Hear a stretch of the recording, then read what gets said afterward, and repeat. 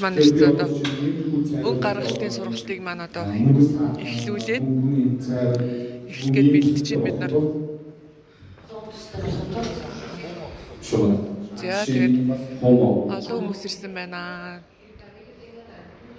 Одоо нэгсэнд өнгө сэтгэлийн талаар яриад гэх шиг байна. Одоо болохын тулд өнгөрийн төвшин үс жишээ нь одоо 10 гэсэн англи багч 10 гэсэн төвшин. Тэгэхээр би үсээ ийм плот одоо садыг юусвал 18-аар дээр бэлтгэсэн байх хэрэгтэй байна.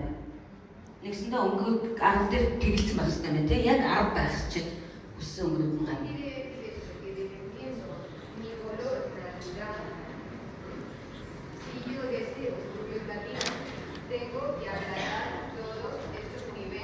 Тэгэхээр энэ одоо яг одоо тайлбарласан. Энэ юу гэсэн үг вэ гэвэл жишээ нь би одоо миний ус одоо нэг бол те нэг төвшнийг бол би одоо эдгээр бүх энэ хоёр гэгнэний туянуудыг бүгдийг байхгүй болгоно гэсэн үг ээ.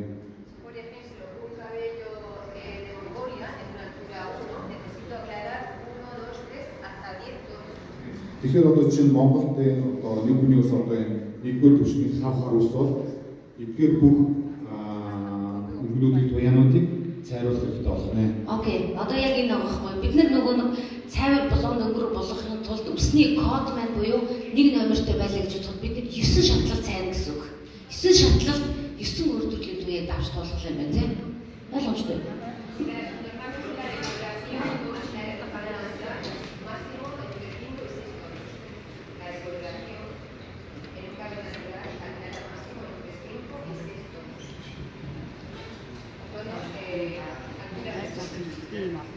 Тэгэхээр ер нь үсийг бас хийсэн. Тэгэхээр нэг үсийг одоо ерөнхийдөө нэг үсийг одоо цайруулахад энэ 2-3 гэгнээ тийм.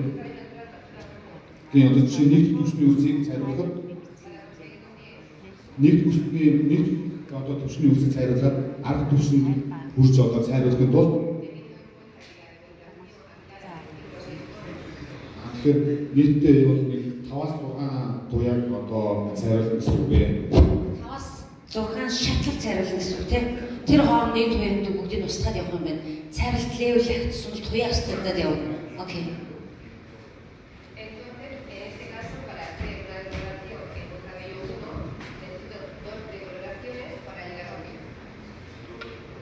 Тэгэхээр одоо нэг төвчийг одоо цайруулж одоо 10 төвчнийг болохын тулд 2 удаагийн одоо цайруулт гинэ. За одоо энэ хүний хэлж байгаагаар бол нэгдүгээр төвчний ус буюу хар дээр байгаа усыг цайрахын тулд 2 шатлалаар цайх юм байна. Цайлах юм байна.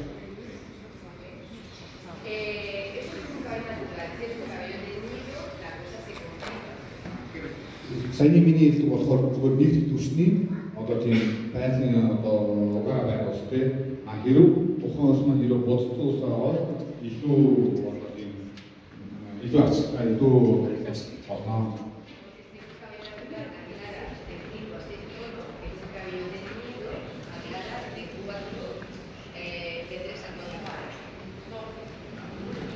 Тэгэхээр юу айд ус одоо нэг түрүүсээ 4-5 удаагийн шатлалыг авах боломжтой. Бурцсан ус нь болохоор 3-4 болно.